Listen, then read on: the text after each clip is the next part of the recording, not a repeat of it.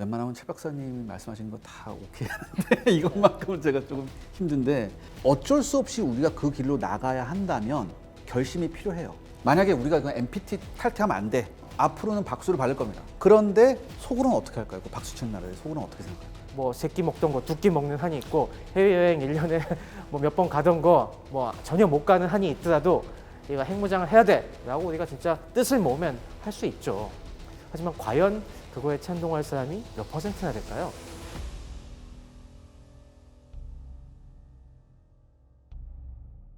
일본 입장에서는 핵무기의 고통을 알고 있는 상황인 거잖아요. 일본은 지금 어떤 상황인 건가요? 방금 말씀하셨듯이 일본에서 만약에 핵 무장을 한다면 엄청난 반발이 있을 거예요. 근데 일본은 그 핵 재처리 등등등의 어떤 관련한 제반 기술들을 그동안 굉장히 충실히 이렇게 그렇습니다. 단계를 밟아서 잘 이어오고 있고, 그다음에 우리가 이걸 또 생각해야 돼요. 지금 우리가 예를 들어서 이런 얘기 굉장히 많이 하잖아요. 우리가 일본하고 싸우면 굉장히, 만약에 우리가 일본하고 전쟁을 하면 우리가 가지고 있는 장점이 뭐냐라고 했을 때 일본에는 탄도미사일이 없고 우린 탄도미사일이 있으니까 뭐 일본은 뭐 금방 이렇게 할 수 있다라는 이런 얘기를 하는데, 사실 인공위성하고 이 탄도미사일은 종이 한 장 차이거든요. 그렇죠? 근데 일본은 1965년부터 인공위성을 쏘아 올린 나라예요. 그러니까 탄도미사일에 대한 제반 기술력이 굉장히 잘 갖춰져 있습니다. 쉽게 말해서 그들도 어떤 결심을 하게 되면 굉장히 빠른 시간 안에 탄도미사일을 손에 넣을 가능성이 좀 크다고 보거든요. 국제사회에서 평가하기에 이 핵무장 마음을 먹으면은 가장 빠르게 생산할 수 있는 나라가 일본이라고 얘기되고 있습니다. 물론 뭐 한국도 그 다음으로 얘기가 되고 있습니다만은 일본은 다들 아시다시피 태평양 전쟁 말기에 히로시마 나가사키 원폭을 직접 피해를 입은 국가지 않습니까? 그리고 평화헌법을 만들고 자신은 우리는 전쟁을 안 일으키겠다 국제사회에 선언을 하면서 대신 반대급부를 얻어낸 게 있습니다. 우린 절대 전쟁을 헌법에도 명시할 정도로 이제 평화를 지키는 국가로 선언을 했으니까 대신 원자력 이 기술 개발은 그만큼 용인을 해달라, 이 부분을 반대급부로 받아냈어요. 그래서 전후에 일본은 이 핵 보유국은 아니지만은 엄청난 수준의 원자력 기술을 갖다가 지금 쌓아왔습니다. 대표적으로 아까 가장 중요한 핵물질 확보 생산 능력에서 일본은 어마어마한 능력을 갖고 있습니다. 걔네가 재처리도 가능하죠. 그렇죠. 일본은 지금 우리는 플루토늄을 갖다가 사실 폐연료봉에서 한 1g만 빼내도 즉시 감시 IAEA 사찰이 들어와서 그냥 산산이 완전히 어마어마한 제재를 당하게 되는데, 이미 일본은 플루토늄을 굉장히 많이 다뤄본 경험이 있습니다. 50년대, 60년대부터 핵 연료라고 하는 건 사실 우라늄은 거기서 뽑아낼 수 있는 에너지 우리가 충분히 다 뽑아내지 못하고 좀 태우다가 말고 그냥 버리는 거거든요. 근데 그걸 갖다가 더 재처리해 갖고 그걸 플루토늄을 만들면은 어마어마한 원자력을 우리가 활용할 수 있겠다라고 해서 증식로라는 게 한때 꿈의 원자로 기술로 얘기가 됐었어요. 이게 근데 그 증식로 기술도 우리 플루토늄 생산 기술과 종이 한 장 차이거든요. 그래서 일본은 그 평화적 이용을 전제로 해서 그런 증식로 기술을 갖다가 굉장히 오랫동안 연구해 왔기 때문에 그런 플루토늄을 다루는데 노하우도 굉장히 많이 있고요. 그리고 그래서 지금 일본은 저기 혼슈 최북단, 거의 그 홋카이도 마주 보는 그쪽에 로카쇼라는 곳에 지금 재처리 플랜트를 갖다가 만들고 있어요. 만들고 있군요 지금. 네, 이게 원래 사실은 93년에 착공해갖고 원래 97년에 완공이 되기로 돼 있었는데, 이게 안전 문제 때문에 27번 완공이 연기돼갖고 원래는 작년 말에 완공이 되기로 했었는데 한 번 더 연기돼서 지금 2026년 완공을 목표로 하고 있습니다. 그러니까 어느 정도 노하우가 있는 일본도 지금 그 정도란 얘기 아니에요? 걔는 안전 기준을 완벽하게 지켜야 된다는 그런 압박이 있기 때문에 그것 때문에 좀 미뤄지고 있는데, 어쨌건 기술은 갖고 있습니다. 그래서 지금 뭐 러시아나 북한, 이란 같은 곳에서 갖고 있는 이 원심 분리기, 우라늄 농축 기술도 일본은 갖고 있어요. 일본 이미 그것도 연구해서 가동하고 있는 그런 시설들이 있습니다. 이제까지 일본은 그런 시설을 갖다가 우린 원자력 발전, 평화적인 목적으로만 쓰겠다 하고 이미 다 갖고 있는 거예요, 그런 기술을.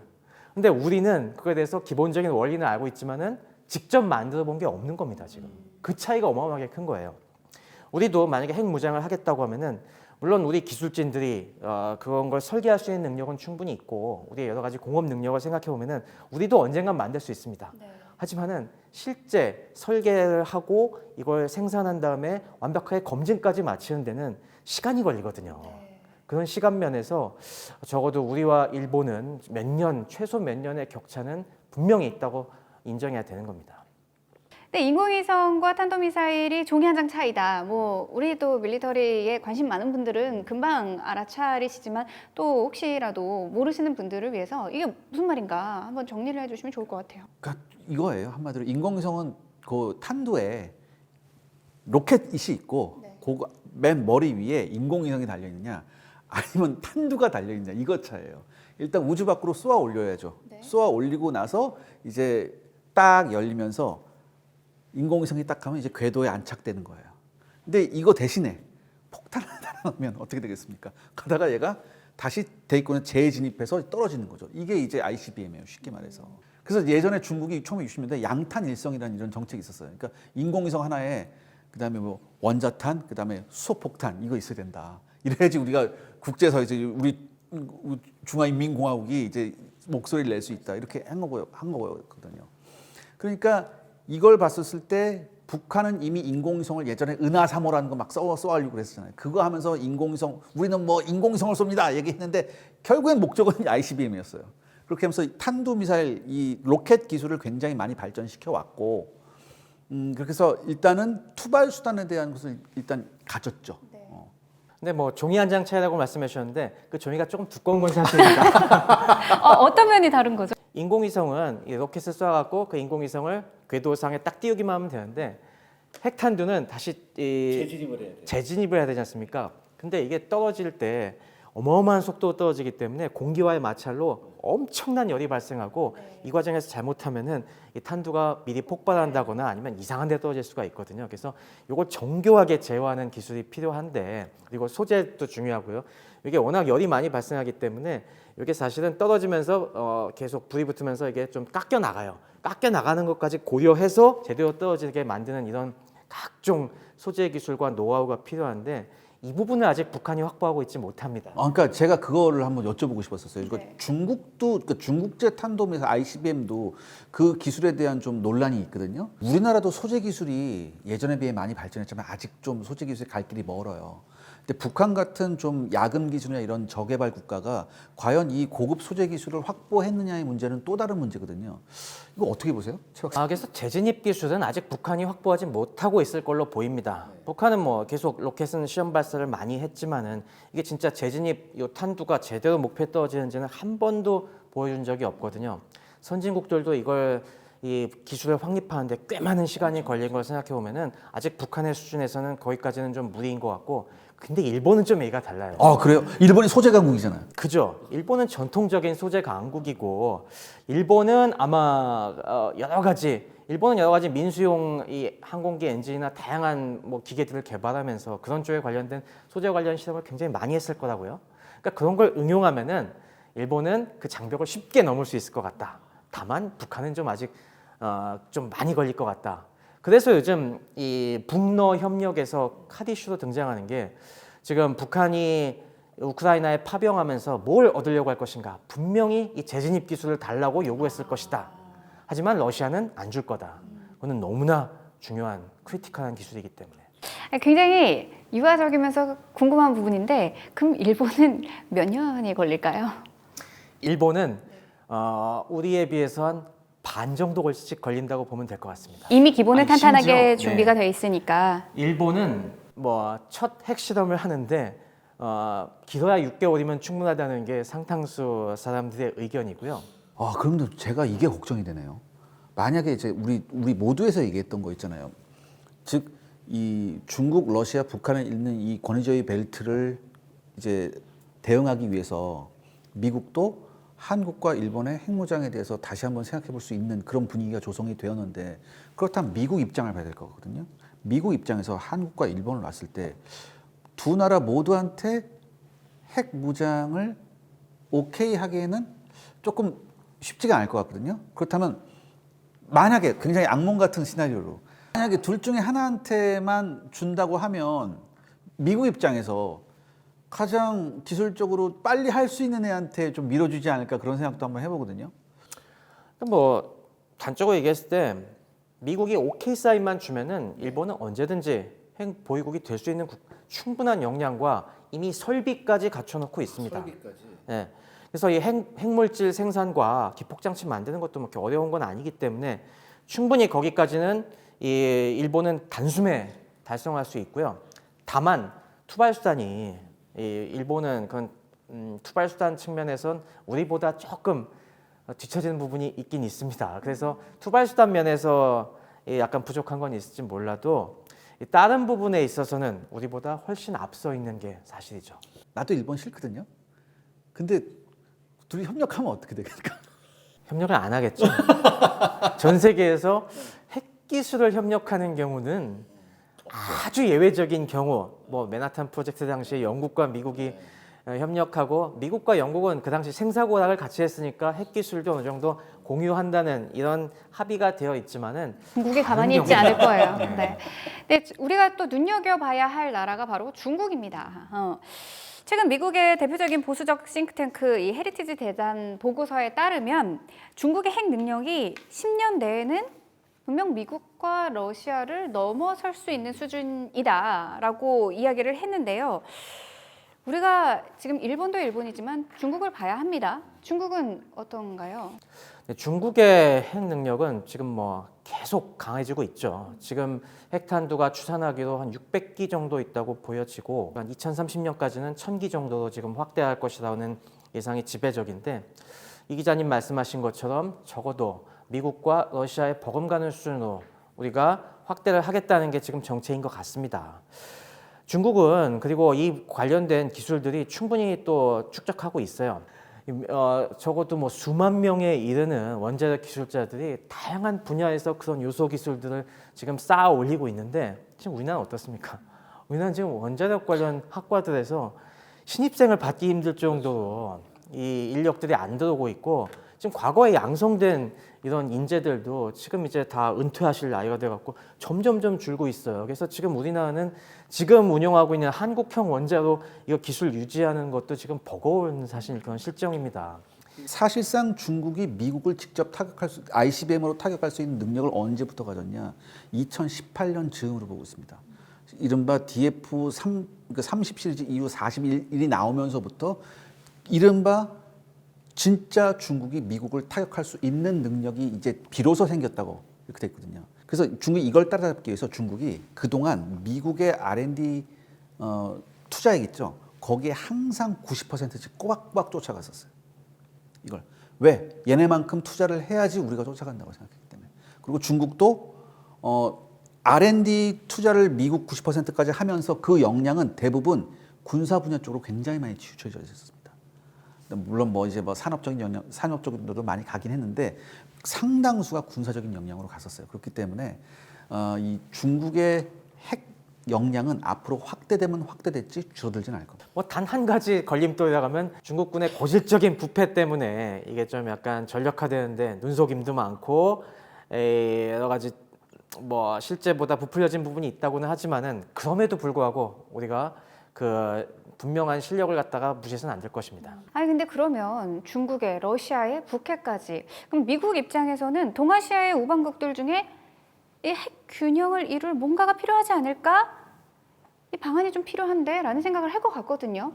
그러면 이 핵 백업, 핵 균형을 고려하는 나라가 우리나라 대한민국이 될 가능성은 어떻게 볼 수 있을까요? 이런 역량을 놓고 봤을 때 누가 가장 빨리, 그러니까 미국의 강력한 동맹국 중에 누가 가장 빨리 할 수 있을까? 왜냐하면 시간이 굉장히 중요하잖아요. 그러니까 이 누가 가장 빨리 할 수 있냐는 건 그만큼 돈이 덜 든다는 얘기예요. 만약에 개발 기간이 길어지잖아요. 그만큼 돈이 굉장히 많이 들겠죠. 근데 개발 기간이 짧다는 것은 돈이 훨씬 적게 든다는 얘기거든요. 트럼프 어떤 사람입니까? 사업가 출신이에요. 돈 적게 드는 거 굉장히 좋아하거든요.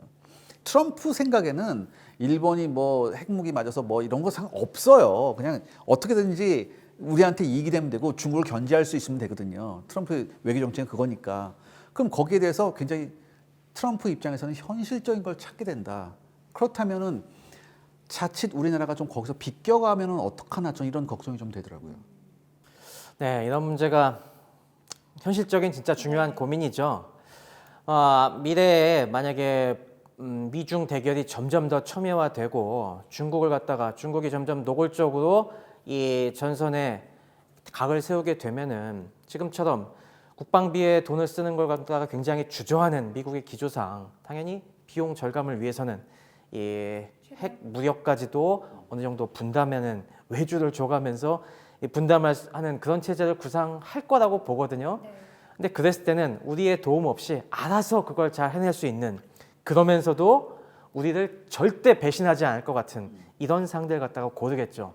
그리고 그 당연히 1번, 2번 후보는 일본과 한국이 될 거라고 얘기를 하고 있습니다. 하지만 이 1번, 2번이라는 점을 잘 생각해 봐야 돼요. 그렇죠. 누가 1번 되고 누가 2번 되고. 네, 1, 2번을 같이 할 것인지 네. 1번만 선택을 하게 될 것인지. 네, 이 부분은 사실 미지수입니다. 당연히 일본 혼자만 무장을 하겠다고 하면은 우리부터가 난리칠 거예요. 근데 이것도 있어요. 사실 그렇게 1번, 2번을 정했을 때 그 나라 국민들이 어떤 태도를 보이냐도 굉장히 중요해요. 그러니까 최근에 우리나라 여론을 보면 거의 70% 핵무장에 찬성을 하고 있거든요. 근데 일본은 아니에요. 일본은 그 히로시마와 나가사키의 그 아픔이 있기 때문에 극렬한 반대를 합니다. 일본 우익들은 핵 무기를 갖고 싶어 하지만 일본 국민의 정서는 완전 반대거든요. 그렇기 때문에 이제 예를 들어서 이 어떤 단순하게 경제적 이익 지금 당장 뭐가 돼 이거로만 하기에는 일본도 아킬레스건이 있는 거죠, 분명히. 그러면 if 만약 핵무장이 가능하다면 사실상 지금 우리에게 걸리는 것은 우리나라는 NPT 즉 핵확산 금지 조약 가입국인 거잖아요. 이거를 어떻게 국제사회에게 용인을 받을 수 있는지, 분명히 제재와 반대가 미국뿐만 아니라 국제사회에서 있을 것 같거든요. 이건 어떻게 해결해야 될까요? 제가 보기에는 NPT 체제에서는 우리의 핵무장은 어렵다고 봐야 됩니다. NPT 체제에서 예외를 인정하기 시작하면 한두 끝도 없거든요. 예, 그래서 지금 5대 강국이 똘똘 뭉쳐갖고 이걸 막고 있는 것인데, 여기서 뭐 한국과 일본만 예외로 해준다? 왜 쟤네만 해줘? 우리도 해줘야 되는 거 아니야? 라고 하면서 이런 좀 유럽에 특히 그런 나라들이 많을 텐데요. 뭐 왜 우리는 안 되는 거야? 왜 쟤네는 되고 우리는 안 되느냐? 이런 식으로서 막 아우성치기 시작하면은 답변이 궁색해지거든요. 우리가 if 시나리오만 생각해봐도 그거는 미국 사정이잖아요. 미국 입장에선 중국을 견제하고 싶기 때문에 우리 용인해주고 싶어도 당연히 러시아와 중국은 그거에 길을 쓰고 반대하겠죠. 5대 강국이 한꺼번에 합의를 이뤄서 쟤네는 예외적으로 허용해주자라고 할 여지는 저는 없다고 봐요. 그러니까 만약에 이 국제사회가 용인해주는 날이라고 하면은 그거는 NPT가 완전히 깨져서 진짜 각자 도생으로 흘러간 그런 상황이 돼서야 가능할 겁니다. 근데 NPT에 보면 굉장히 묘한 그 조약이 하나 있습니다. 그 문구가 하나 있어요. 이게 뭐냐면 NPT는 국가 비상사태에 직면하면 조약 탈퇴를 권리로서 보장해준다. 이런 문구가 있어요. 그렇다면 그러니까 탈퇴하고 나가서 하라는 거죠. 탈퇴하고 나가서 하라는 그 건데 NPT 체제 안에서는 못 한다는 거죠. 그래서 사실 지금 그래서 사실 인도, 파키스탄, 이스라엘은 NPT에 가입한 적이 없어요. 그렇죠.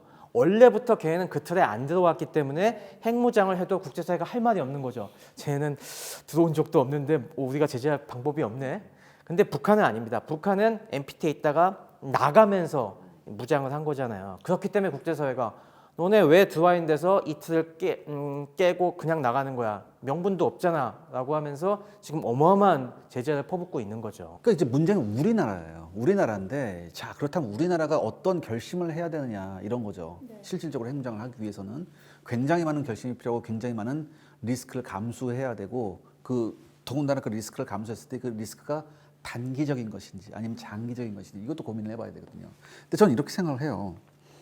이게 어쩔 수 없이 우리가 그 길로 나가야 한다면 결심이 필요해요. 이런 것도. 왜냐? 만약에 우리가 NPT 탈퇴하면 안 돼. 우리는 국제사회는 일원이니까 NPT 가입했으니까 이거 함부로 탈퇴하면 안 돼. 이렇게 하면 분명 앞으로는 박수를 받을 겁니다. 저는 그렇게 생각해요. 분명 박수를 받아요. 그런데 속으로는 어떻게 할까요? 그 박수 치는 나라들 속으로는 어떻게 생각할까요? 왜냐하면 지금 이 지구상에 있는 우리가 살고 있는 이 행성에서 우리나라의 위치를 보면 우리는 지금 전 솔직히 말해서 핵을 개발해도 12번은 했었어야 돼요.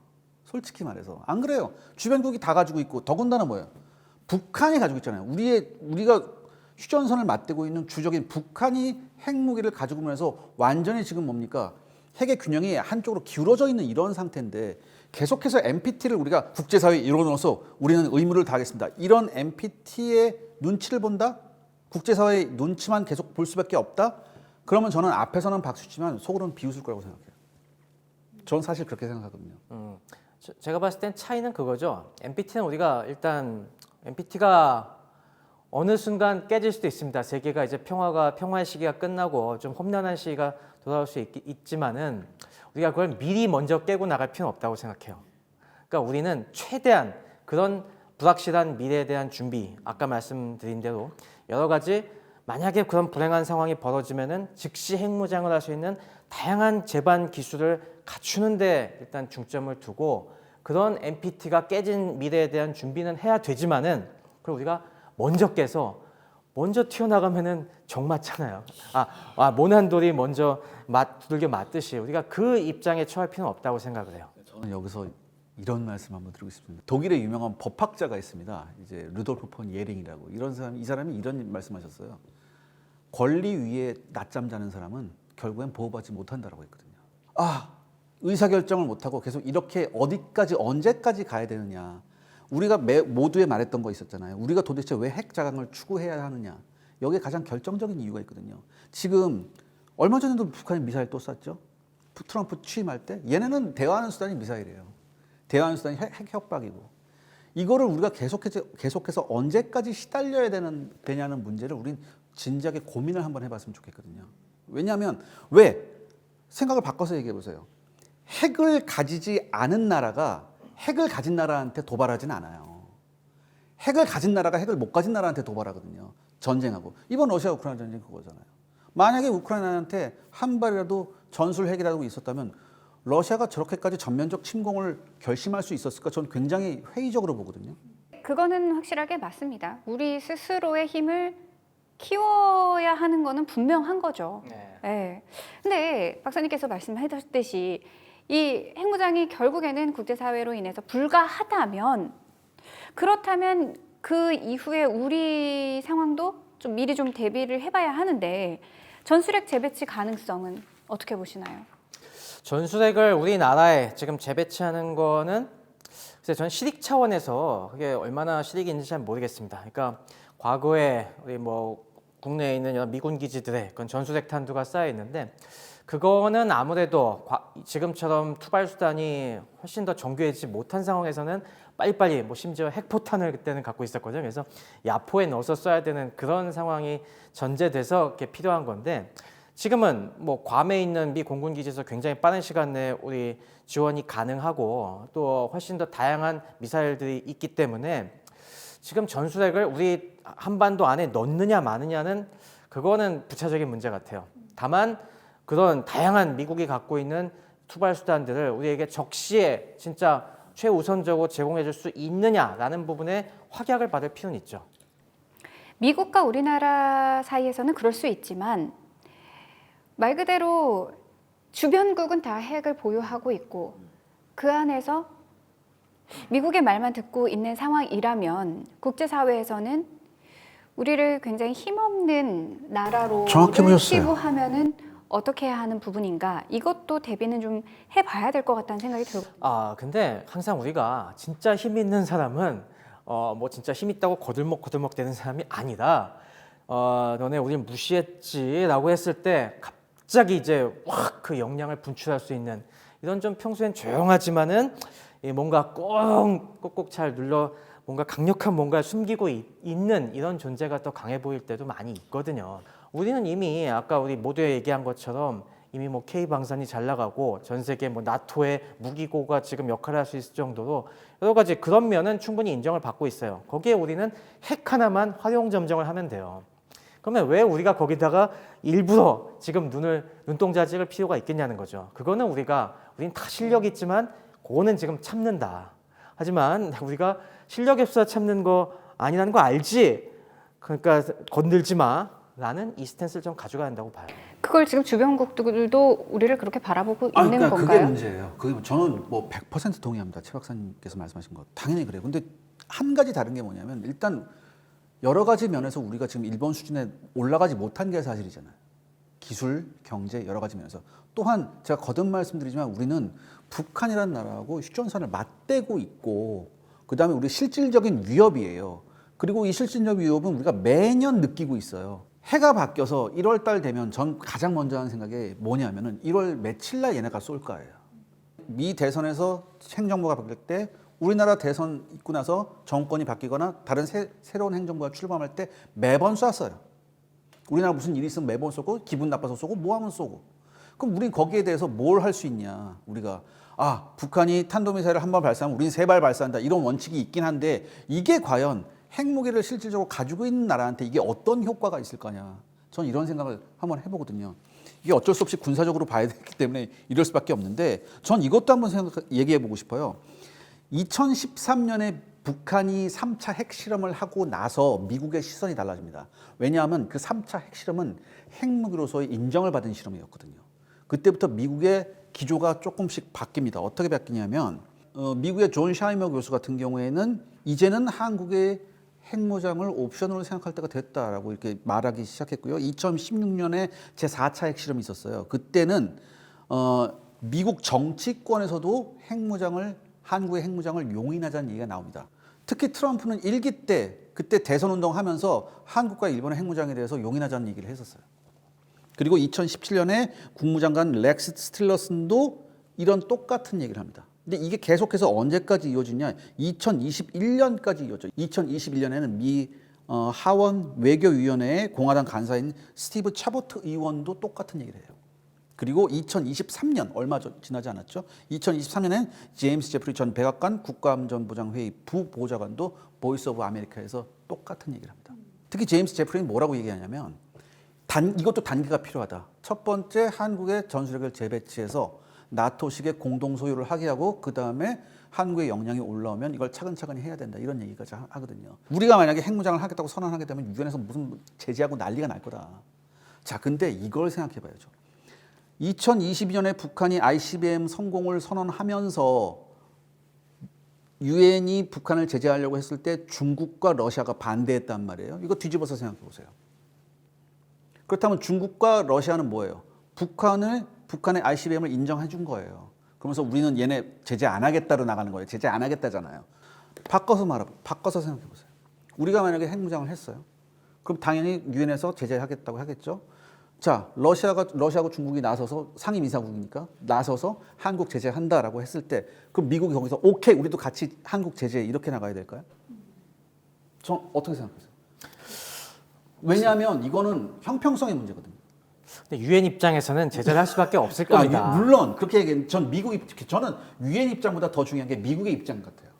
북한은 제재에 단련된 나라지 않습니까? 네. 수많은 제재를 받아오면서 이미 뭐 궁핍한 상황에서 지금 국가 운영 자체도 비정상적으로 하는 나라에서 지금 겪는 고통과 지금 우리는 뭐 이 자유시장 경제 이 혜택을 갖다가 굉장히 많이 누리고 있는 국가인데 여기서는 일부의 제재만으로도 사실 우리가 겪는 고통은 훨씬 더 크거든요.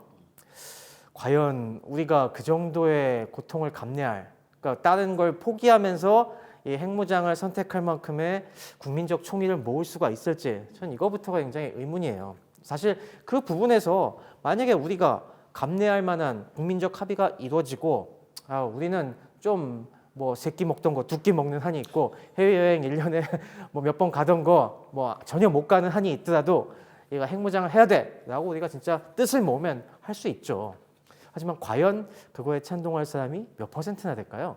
북핵을 이고서 우리가 살아간다는 것은 정말 우리의 실존을 위협받는 문제이기 때문에 이에 대한 국가적인 대책을 강구해야 되겠지만은 그것이 직접적인 제재를 불러올 수밖에 없는 완결된 핵무장을 추구한다기보다는 그거는 최종 선택지로 마지막까지 남겨놓고 우린 바로 그 직전까지 완성하는데 일단 노력을 기울여야 한다는 주장입니다. 제가 하나 여기서 드리고 싶은 말씀은 뭐냐면 북한이나 혹은 이란이나 리비아 같은 이런 깡패 로그네이션 불량 국가가 핵을 갖는 것과 자유민주주의의 가치를 공유하는 우리 대한민국이 핵을 갖는 건 저는 다른 문제라고 생각해요. 우리가 지금 처해 있는 현실적인 안보 위협을 국제사회에 설득시켜야 되고요. 이미 많은 나토 국가들은 한국이 어떤 위험에 처해 있는지 압니다.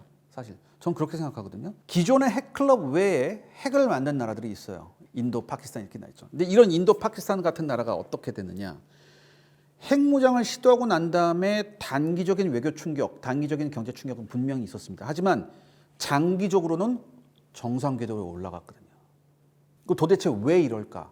물론 인도는 어마어마한 제3세계 좌장이고 또 어마어마한 그 시장이 있기 때문에 그런 것도 있고, 파키스탄은 인도가 핵을 개발했기 때문에 우리도 핵을 개발할 수 없었다는 그런 필연성도 있지만 9.11 테러 때문에 미국한테 협조하느라고 이게 제재가 풀린 것도 있거든요. 자, 그렇다면 우리나라는 어떻게 될까? 우리나라는 그런 게 아니지 않냐? 제가 방금 말씀드렸듯이 실질적으로 그 어떤 나라가 봐도 엄청난 핵 위협에 시달리고 있고, 두 번째는 뭐냐 하면은 우리의 경제, 그다음에 우리의 지금 현재 우리의 위상, 가장 동아시아에서 굉장히 중요한 경제적 파트너이고 세계 10위권의 무역을 할 수 있는 나라고, 어떤 반도체 등등등등 여러 가지 첨단 기술이 미국한테도 필요한 첨단 기술이 있는 나라인데, 이런 나라를 계속해서 제재로 몰고 가서 결국에는 굴복시키는 것이 맞느냐? 행정부가 바뀌었잖아요. 트럼프 행정부는 제가 예전에도 한번 말씀드렸듯이 이 트럼프 행정부는 외교보다는 거래를 굉장히 우선시하는 사람이거든요. 이 거래를 우선시하는 사람이 나왔을 때 이 사람한테 우리가 어떤 거래를 어떻게 할 수 있느냐가 굉장히 중요하거든요. 특히 이런 우리가 계속해서 북한한테 안보 위협에 시달리고 있는 상황에서, 그렇다면 그야말로 거래를 중요시하는 이런 트럼프 같은 사람이 나왔을 때 우리가 승부수를 던져야 되지 않느냐, 저는 이렇게 보거든요. 네, 그래서 저는 현실적으로 봤을 때 우리가 일어날지도 모르는 최악의 상황에 대비해서 일단 우리가 갖춰야 될 요소들이 몇 가지가 있습니다. 전 그 중에 하나가 우리도 우라늄 농축 기술 같은 걸 확보해야 한다고 봐요. 이거는 평화적인 충분한 우리의 근거도 있습니다. 지금은 우리가 핵 연료 자체도 농축 기술이 없기 때문에 다 농축까지 여기에 의탁하고 있습니다. 하지만 이런 부분에서 우리가 우리의 스스로 원자력 평화적 목적을 위한 핵연료 생산을 위한 이 원심 분리 기술이나 이런 것들은 갖출 수 있게 해달라. 이런 부분에 있어서 하나하나 우리가 평화적인 목적을 내걸고 갖춰가야 될 것부터 갖춰가야 하는 거지. 지금부터 뭐 우리가 핵무기 만들려고 이런 거 다 해야 될 테니까 다 허락해 주세요. 이렇게 너무 과감하게 나갈 필요는 없다고 생각합니다. 근데 이 주제에 대해서는 사실상 뭐 하루가 뭐예요? 뭐 한 달 동안 계속해서 이야기를 할 수 있을 것 같습니다. 어찌됐든 오늘은 우리나라가 핵 무장이 필요한가에 대해서 좀 이야기를 나눠봤는데요. 마지막으로 도널드 트럼프 대통령 취임 이후 언급했던 북한은 핵 보유국이다라는 말로 인해서 한반도 비핵화는 사실상 끝이 난 게 아닌가, 이런 생각이 드는데요. 이 시점에서 우리가 어떻게 대응해 나가면 좋을지 마지막으로 좀 한마디씩 정리를 해주시면서 좀 마무리해 보도록 할까요? 한반도 비핵화, 당연히 지금 상황에서 북한이 특히 러시아라는 든든한 또 뒷배를 얻은 상황에서 북한이 쉽게 비핵화할 수 없다는 건 너무나 우리가 잘 알고 있습니다. 이번에도 그런 발언에서도 절감을 했고요. 하지만 뭐 포기해서는 안 되는 목표라고 생각합니다. 우리가 뭐 한반도의 비핵화를 실현하고 거기서 우리의 항구적인 평화 체제를 구축하는 것은 더욱더 험난해진 목표다라는 걸 분명히 인식하고, 그 상황에서 더욱더 우리가 주도 면밀한 계획 속에서 그러면 이 문제를 어떻게 해결할 것인가. 네, 방금 얘기해 주신 것처럼 한반도 비핵화 참 어려워졌습니다. 특히 북한은 우크라이나 파병을 통해서 러시아는 또 든든한 뒷배를 얻은 상황에서 쉽게 이런 이 비핵화 빅딜을 받아들일 리도 만무하고요. 그런 면에서 조금 더 그 비핵화의 목표에서 멀어졌다는 건 인정해야 되겠지만은, 하지만 그럼에도 불구하고 우리가 그 노력을 포기해서는 안 된다고 생각합니다. 여기에는 당연히 우리가 이걸 우리가 북핵을 쉽게 용인하는 순간 더욱더 불안해지는 한반도 상황을 마주하게 될 것이라는 점을 저는 명확히 인식했으면 좋겠고요. 그런 면에서 어떻게든 이 북핵의 완벽한 폐기를 위해서 점점 북한이 핵을 포기할 수 있게 만들 노력을 점점 더 기울여야 한다고 생각하고요.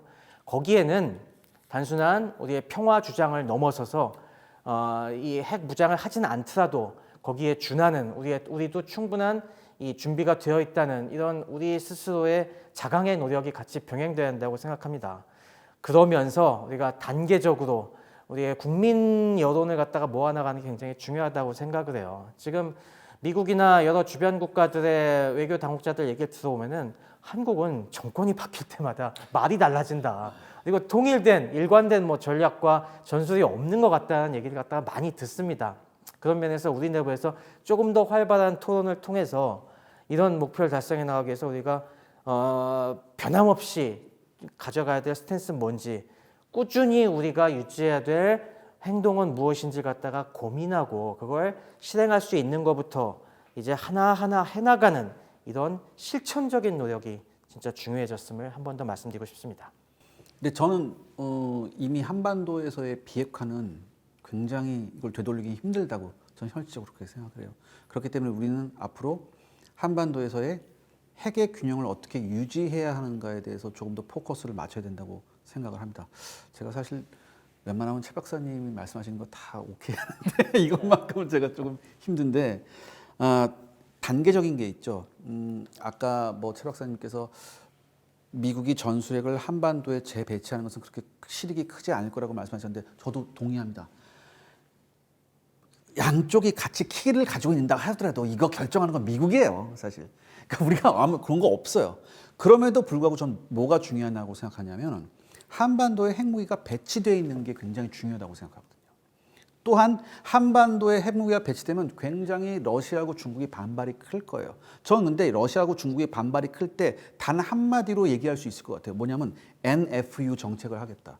뭐냐면 이건 No First Use, 즉 먼저 우리가 핵무기를 사용하지 않겠다는 걸 우리가 대외적으로 정확하게 천명하는 겁니다. 미국하고 그건 미국하고 우리가 조약도 맺어야 돼요. 그러니까 이게 뭐예요? 한국에 핵무기가 배치되는데 절대 핵무기를 먼저 쓰지 않는다고 한다. 이런 논리로 설득을 해야 되거든요, 사실. 이런 정책을 먼저 천명을 하고 해야 되고 그 다음에 단계적으로 뭐냐? 핵의 무기화가 아닌 동력으로서의 사용. 즉 우리가 잠수함이 있잖아요. 탄도미사일 발사 잠수함이 있는데 이거 여기에다가 핵 동력을 탑재해서 무제한 자망이 가능한 잠수함을 만드는 것. 이런 굉장히 단계적인 걸 가서 우리도 전략적 어떤 펀치력을 조금 더 향상시키고 난 다음에 그 다음에 결과적으로 여러 가지 여건이 조성됐을 때 결국엔 완벽하게 북한하고 핵 균형을 맞출 수 있지 않을까. 그런 방향으로 결국은 나가야 되지 않을까. 저는 그렇게 생각합니다. 네, 좋습니다. 이번 시간 우리나라에 핵무장이 필요한가에 대해서 다각도로 논의를 해보는 시간을 가져봤는데요. 미국만 믿고 핵 확산 시대를 그냥 맞이하기에는 분명히 한계가 있는 것이고 또 핵무장을 추진했을 때에 또 찾아오는 핵폭풍도 만만치 않을 전망입니다. 합리적인 선택지는 그 사이 어디쯤 있을 텐데요. 우리 안보를 위해 어느 때보다도 침착하고 냉정한 판단이 필요한 시기가 아닌가 싶습니다. 대담한 세계지도, 저희는 다음 시간에 더욱더 유익한 이야기로 찾아오도록 하겠습니다. 함께해 주신 여러분 고맙습니다.